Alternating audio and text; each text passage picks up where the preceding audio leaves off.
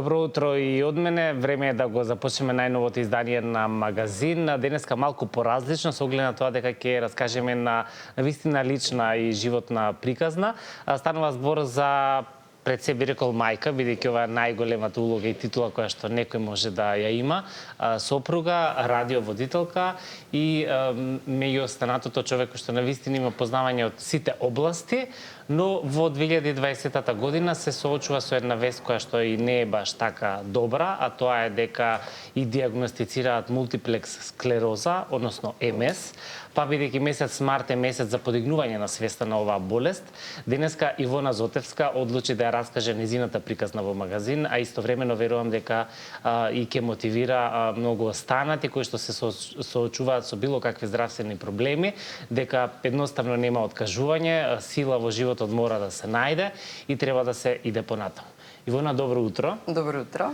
Морам прво да ти кажам благодарам за тоа што прифати да зборуваш на оваа тема, бидејќи сите ние знаеме дека најтешко кога зборуваме за нас, односно за ранливите делови од нас. Така што навистина ти благодарам за самиот почеток, што денеска некако ќе си ја соголиш својата душа пред јавноста. Иако не е прв пат, меѓутоа телевизиски во овој формат ти е буквално првото интервју, така што верувам дека ќе биде една приказна која што ќе инспирира да не се откажеме кога навистина е тешко. Прво ти благодарам за поканата, многу ми е чест што сум ти твоја гостинка. Друго, сакам да кажам дека тоа што сум јас, треба да знаат сите дека навистина не е лесно и не е лесно да си ја соголиш душата, особено кога е во жива емисија. Така е. По природа сум тремачика, знаеш и сам. Ама овој пат ќе бидам јас. Така е. Како и секогаш би рекол, меѓутоа сега ќе бидеш ти не само во блискиот круг, туку буквално со целата јавност, за сите некои што можеби не те познават или евентуално не те виделе, сигурно те слушнале на радио, бидејќи ти си колешка од тој дел, меѓутоа вака накратко, која е Ивона? Како би се опишала себе си, како би се представила пред публиката доколку еве за прв пат треба да те запознаат? Па како што кажа самиот на почетокот, Ивона е жена, мајка, кралица, радиоводител, козметичар, сертифициран терапевт по хиџама, тоа го кажав. Ивона е борец, што доби една неубава вест во 2020 година, дека боледува од мултиплекс склероза.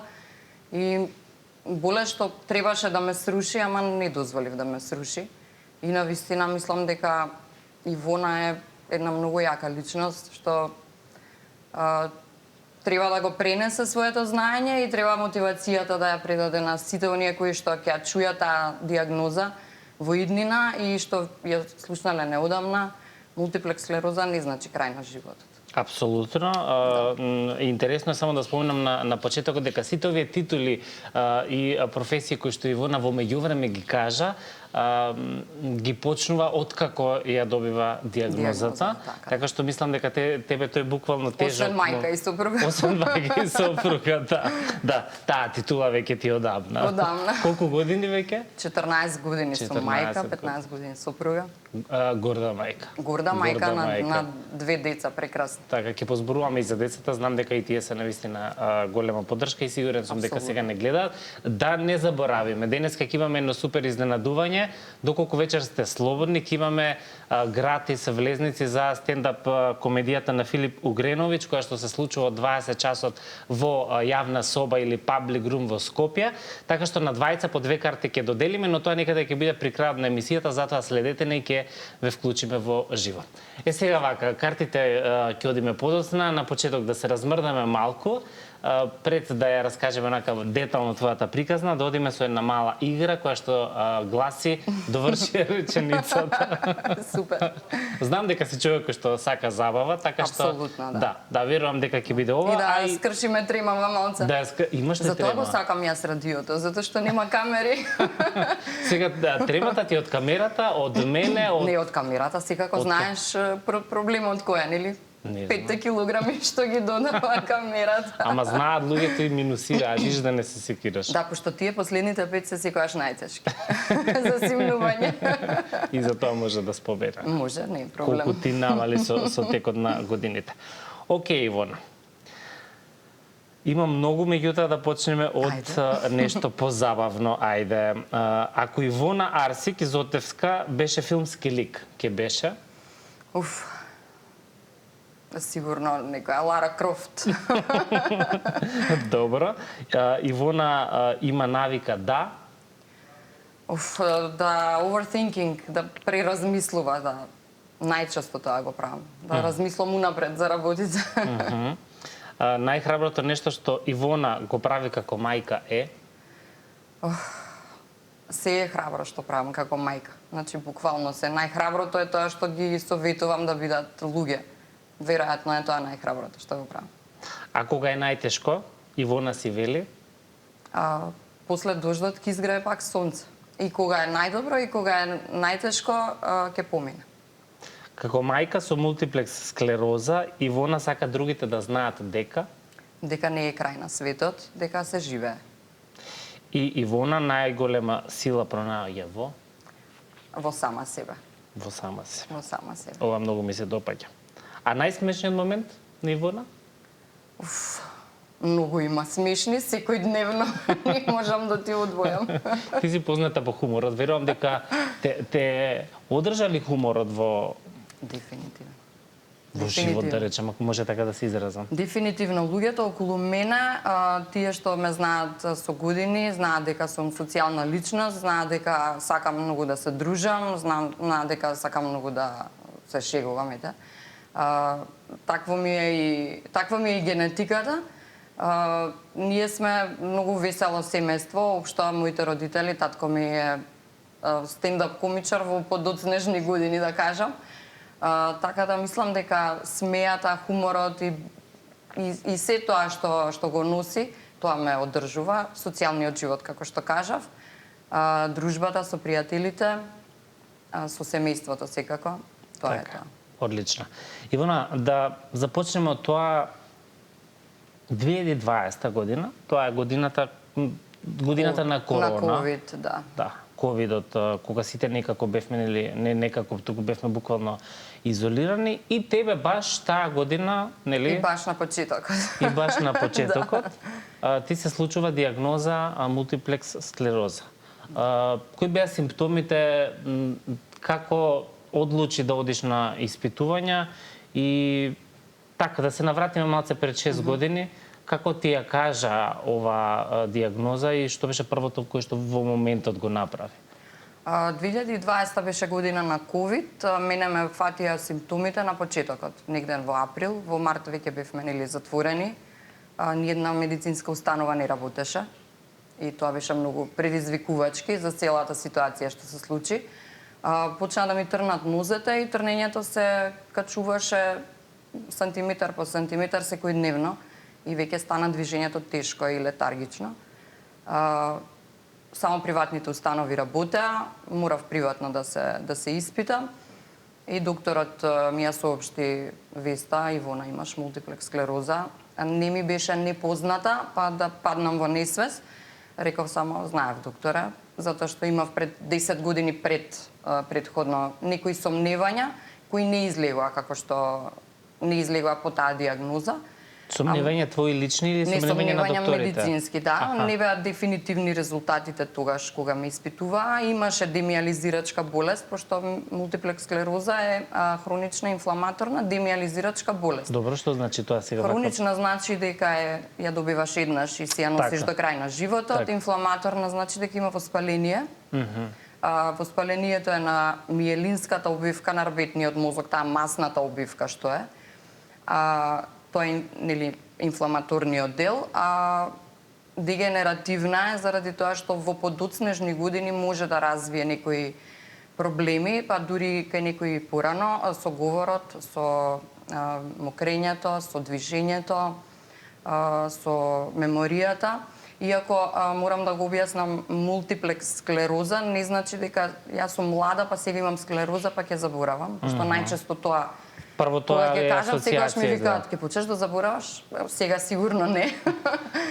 Сум расејана, да. Тоа е еден симптом, така да.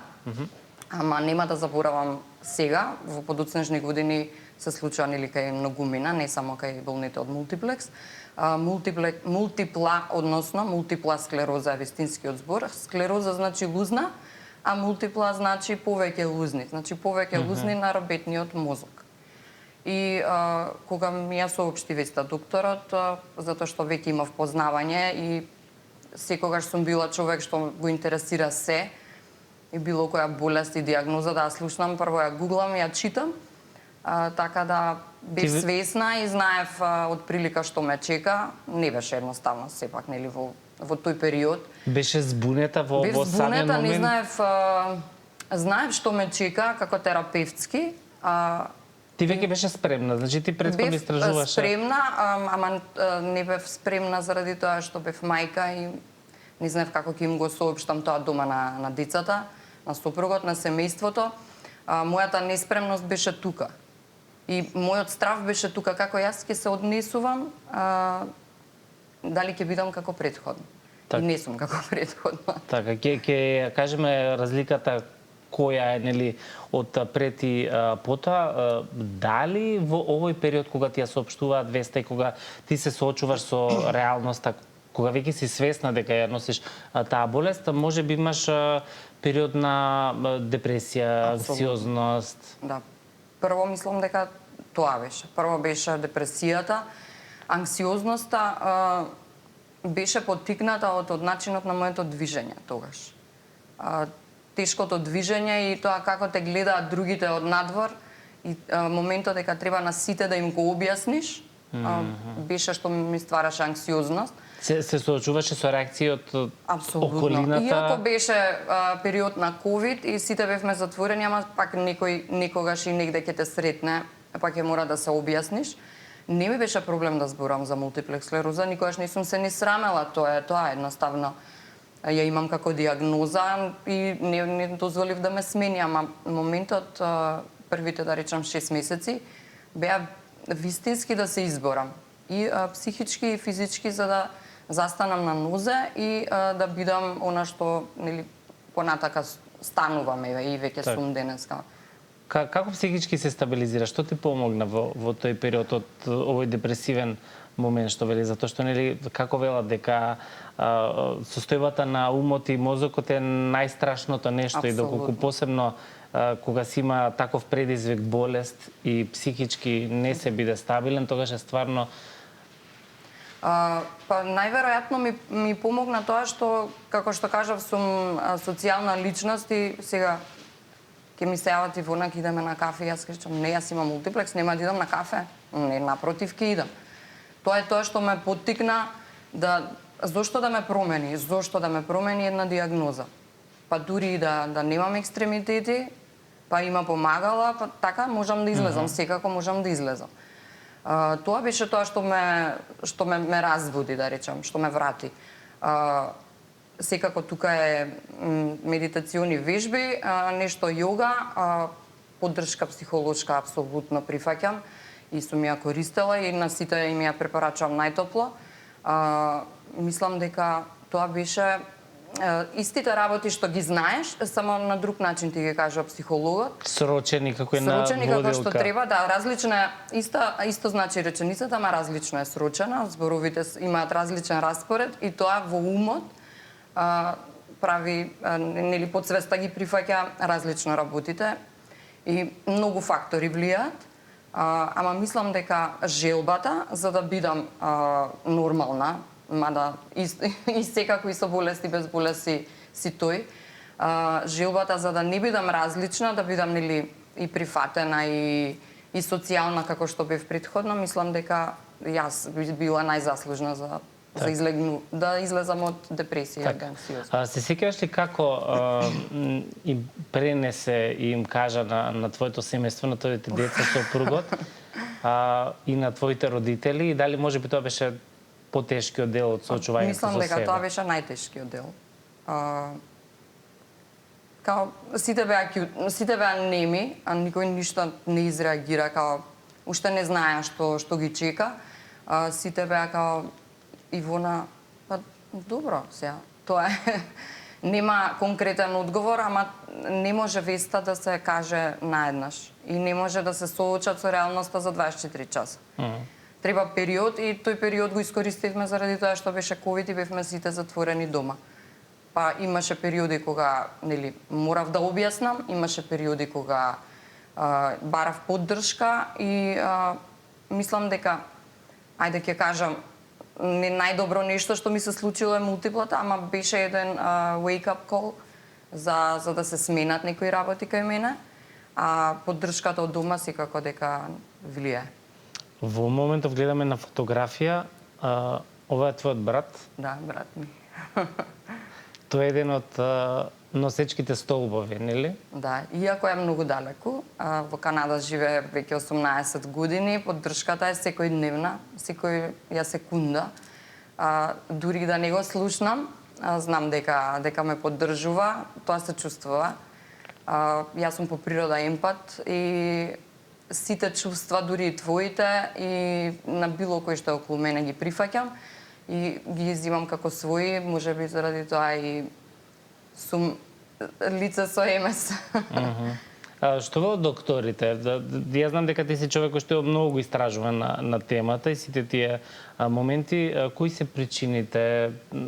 Колку емпатијата има врска во сето ова и така натаму? Тоа е психолошкиот дел. Психолозите кажуваат дека луѓето што се емпати, луѓето што сакаат да им помогнат на другите, а се запоставуваат себе си, најчесто се жртви на некоја автоимуна болест.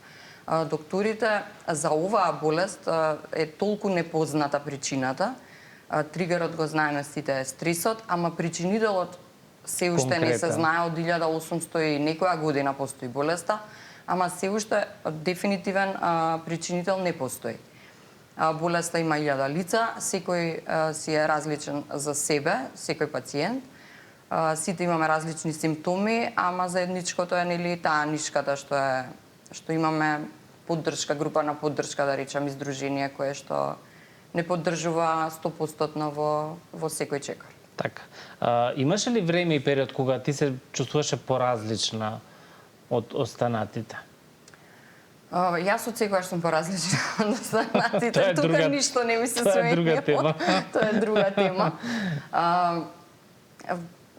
Па не знам, сите сме, да, апсолутно те разбирам. Па не се почувствував никогаш поразлична во однос на диагнозата. Имаме невидливи симптоми што никој не може да ги види, а што јас секојдневно ги чувствувам. Кои се тие, например? Например, тоа се кога ќе си заседнеш на ногата па ќе ти утрне, нели викаат како мравки. И па сега тие мравки рачунај да се месец дена константно присутни. И низ цело тело. Низ цело тело, и тоа е многу нервозно чувство, ама мораш да се насмееш и да го продолжиш денот. Има симптоми кои што хроничниот замор е еден основен симптом каде што 95% од пациентите го имаат. Тоа е хроничен замор во смисла да станеш од спиење и да се чувствуваш како да не си спиел година дена. И да немаш волја, ниту желба да станеш од креветот. Едноставно да дозволиш само да те впие. Да бидеш таму. Да бидеш таму, да. И што те тера да станеш? Што да те ги тера? одвиваш сите обврски? Ме тераат децата, ме тераат тоа што не сакам да дозволам децата да помислат дека е крај, а и не е крај. Еден ден, да, имам такви денови повеќе во месецот, да речам, ама обврските најчесто се нели спрема децата и работните обврски, се тие што ме тераат за да станам. Во принцип сум таков човек, workaholic. Во принцип сакам да сум сегде присутна и сакам сегде во животот на децата да сум присутна, дури во домашните, во пишување. Најверојатно е тоа што, ете да речам, мајчинството, не мајчинството како обврска, туку мајчинството како желба, заради тоа што нели велат срекни деца, срекна мајка, срекни деца. Така да мислам дека за да бидам јас мајка како што треба да бидам здрава, права, психички, физички и да бидам среќна. и тие тоа многу добро го препознаваат. Тоа значи дека Ивона камуфлира дори и кога едноставно не може да Ивона мрдне од кревет. најчесто глуми дека е добра. А добра си со актерството. Да. Тоа Така ми кажале и други. Да, има едно многу интересно што кружи по социјалните мрежи за мултиплекс. Не глумам дека не ми е добро, глумам дека ми е добро. Така да, најчесто глумиме дека ни е добро. Ова болест тебе те натера па многу работи да смениш од корен во твојот живот. Да, скоро. Што од друг аспект, ако го гледаме како што правевме муабет и претходно е една навистина голема придобивка, како вела во целото зло и нешто добро.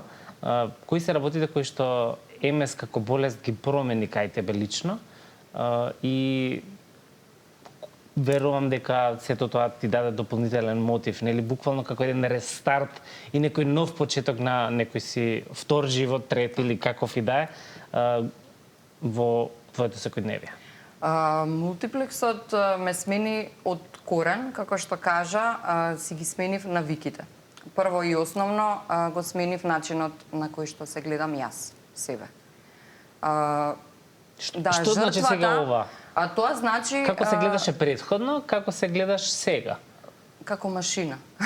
Претходно се гледав како машина. Добро. Ама со оглед на тоа дека хроничниот заморен или симптом кој што се борам секојдневно со него и несоницата, која е нели главен фактор за да си ги наполниш батериите сонот, а јас го немам. Тоа ме смени во смисла да почнам да се грижам сама за себе. Тука е сега тоа нели главното, да го сменам начинот на исхрана. Кажав нели на почетокот дека 5 кила додава камерата, тие последните 5. Првите се најлесни, а последните 5 се најтешки. Јас ослабев 47 килограми. 47, тоа знаеш ли Тоа е еден колку човек. е? Тоа ич да не се секираш за плюс 5 на камера. 5, да. 47 килограми ослабев. Никогаш не верував во животот дека ќе имам шкафче полно со суплементи, особено не на 36 години кога ја добив диагнозата. Сега тоа го имам и само си ги додавам. Веќе треба во ормарче да помине. Вежбам секојдневно и тоа е еден од бенефитите и затоа секогаш викам не е најлошото нешто што ми се случи мултиплексот. Можеби е најдоброто нешто за да почнам да си го гледам здравието и животот со други очи. Така да и за тие следните, дај Боже да се помалку, ама за жал се многу повеќе диагностицирани. За другите луѓе, сакам да кажам да не дозволат животот да им даде шамар, како што ми даде мене, мада е добро во некој случај да ти даде животот шамар, затоа што па ако не ти даде може да биде нели терминално. Вака е добро. И пак викам дека е добро што ми се случи мултиплекс, за да можам да почнам да вежбам, да се хранам здраво, да ги гледам работите со други очи, да уживам во природата, да не се затварам толку дома. Го смена ли кругот на луѓе? Направи ли чистка малце во околина? Сам си се смени. Има луѓе што едноставно не сакаат да зборат на темата и тие сами си се одвоија. Не сакаат во смисла се плашат да зборуваат о Да, тема? во смисла се плашат и не сакаат општо да зборат за болести. Најверојатно си се штитат сами себе и јас тоа не го замерувам. Се зголеми кругот на пријатели од кругот на мултиплекс склероза, да речем. И тоа е многу важно кога имаш сапорт. Така кога имаш Луѓе што имаат поддршка, истиот проблем. затоа што единствено они може да го разберат кога ќе кажам не сум спиена 6 месеци и знаат они како е кога нема да спиеш толку долго или имам хроничен замор или види го време во надвор, јас не можам од кревет да станам. Така да луѓето си се елиминираат сами себе, доаѓаат нови и јас мислам дека тоа затоа што кажав дека сум емпат и мислам дека тоа е сепак енергија и дека ние сме енергија и се во околу нас е енергија, така да си се привлекуваат или сами си се чистат. Така, знам дека во таа енергија многу повеќе почна да веруваш и да ја практикуваш од како ти се случи ЕМС-от. Меѓу другото стана и сертифициран терапевт за хиџама. Да. Многу нови предизвици. Некако ми се чини дека ова нема да биде крајот на предизвиците, дека Јас се мислам. Нели? Не. Си наоѓаш дополнителна занимација и нешто што ќе ти биде надоградување лично и веројатно така правиш еден убав баланс со целата диагноза и со другата реалност на Ивона. Да, заради тоа што сум била секогаш гладна за нови информации. Хиџамата ми е дел каде што би можела да помогнам на некој. Не можам на сите да им помогнам финансиски, можам со совет да им помогнам, ама можам и на овој начин да им помогнам. Заради тоа го завршив тој курс, го земав тој сертификат. Не е крај, сигурно не е крај. Многу ме интересираат, како што кажа, духовни и спиритуални работи, енергетски, така да само ќе се надоградувам. Така си е. Вака сега, да ти размисли за една година од твојот живот во која што ќе се навратиме наназад и ќе раскаже за неколку ситуации што таа година ти се случиле, додека ние ги вклучиме гледачите. Значи, вклучуваме двајца од вас на кои што ќе им доделиме по две гратис влезници за стендап комедијата која што вечерва се случува во Public Room на Филип Угреновиќ. Ќе биде тоа едно навистина убаво доживување, ќе има многу смеење, така што ако имате време, верувам дека ова ќе биде една супер опција. Да видиме кои се првите двајца кои што ќе ни се јават, а влезниците нема да ги подигнувате од Сител телевизија, туку ќе ви има со име и презиме на билетарата, односно во јавна соба пред самиот настап. Дали имаме некој веќе на линија? Размислуваш така? Да. Добро. Добро е. Ајде, очекуваме, има веќе некој кој што има брзи прсти, како вело тоа? Кога има Брзи награда прсти, брзи. да. Знаеш, тоа може и да се збуниш од да си прв. Може и друга бројка да уклучиш. Филип Угреновиќ, не знам дали го знаеш. Мислам дека е од Србија? Мислам, не сум сигурен, да. меѓутоа е одличен во на што го прави, вечерва е во Обожавам Скопје. стендап и ги следам и нашите и странски. Утре ќе биде гостин во магазин, така што ете ќе раскаже на Јелена како си поминале. Режија, дали имаме некого кој што ќе го вклучиме или па можеби ќе ги запишеме само кај нас и потоа ќе го предадеме списокот. Ќе видиме. Ај раскажи ми ти за онаа година која што споминавме. Која година од твојот живот ја избра? Мислам дека тоа е периодот негде 25-26 години. Не знам дали го памтиш тој период, беше период на гратис гушкање. Тоа ми текна во моментов. Тоа било толку одамна. Тоа беше тој период. Многу одамна. Во далечната. Се сеќава. Да, бевме група луѓе кои што сега да ме утепаш, не знам како сме се запознале. Веројатно преку пријатели, немаше социјални мрежи тој период. Или беа во почетоците. И излезе гратис гушкање, идевме со плаката испринта на гратис гушкање во центарот на Скопје и со расширени раце стоевме и луѓе доаѓа и на гушка и тоа беше... Тоа беше нечија кампања или некој Не, мислам социјален дека тоа момент? беше нешто од како копија на некој си од надвор, не го памтам името, мислам многу малку работи памтам за тоа гратис гушкање, ама ми беше добро затоа што сега не гледам ништо такво да се случува, а има луѓе што се осамени, што навистина им треба едно гратис гушкање. Браво за ова. Која година беше ова? Пред многу години. 25-6 години. Договорено. Имаме двајца гледачи. Ало и добро утро. Добро утро, добар ден. Добар ден, кој ни се јавува? Владимир на телефон. Владимир, одлично. Владимир, верувам дека уживате во стендап настапи. Филип вечерва ќе може да го гледате. Дали може би имате некој прашање за Ивона? Па не, ве следам. Секој е чест на храброста. Мислам, баш треба секој од нас да земе пример од нејзе. Како треба да се бори човек во животот. Така си е. И тоа, поздрав и поддршка до нејзе. Така се ви благодарам многу и во на клима и ве слуша, знам дека и годи оваа поддршка. Вечер во Public Room од 20 часот бидете 15 на минути пред настапот.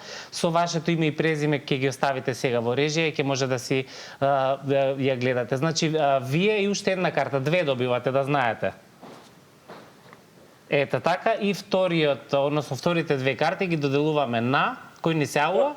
Добар ден. Добар ден. Овде е Виолета. Како? Овде е Виолета. Виолета, здраво Виолета. Здраво, сакам да ја порачам на Ивона, има поддршка. Значи на ваквите луѓе што имаат ретки болести, секаква поддршка им е добре дојдена, а браво за нејзината храброст и само така да продолжи. Благодарам. Многу ви благодарам Виолета, бидејќи Ивона кажа дека смејата и хуморот на сите не одржува да бидеме подобри. Верувам дека ќе си го продолжите животот со смеење вечер, со вашето име и презиме во јавна соба од 20 часот ќе може да си ја гледате стендап комедијата на Филип Угреновиќ. Ви благодарам уште еднаш. Ете ја мотивацијата. Ете ја мотивацијата, Тоа е да. мотивацијата. Да. Нели, околината и луѓето кога ќе кажат за пример си. Многу на секој настап јавен што сум излегла ти рече дека ги има многу, ама не биле многу. После тоа добивам пораки секогаш дека сум била многу храбра, секоја чест на храброста. Има луѓе што навистина имаат и ретки болести и болести кои што создаваат шок секојдневен, има болести што и не се толку ретки, ама па младите луѓе како да кажам, не е фер да се соочуваат со болници. Мислам, никој не е фер, нема врска тоа со возраста. Ама да, тука сум за поддршка. Сигурно ќе има нешто на социјалните мрежи каде што ќе биде ова постирано. Така да во било кое време кој сака нека пише, јас сум тука за секаква поддршка. Ти благодарам уште еднаш, за името убав ден, се гледаме.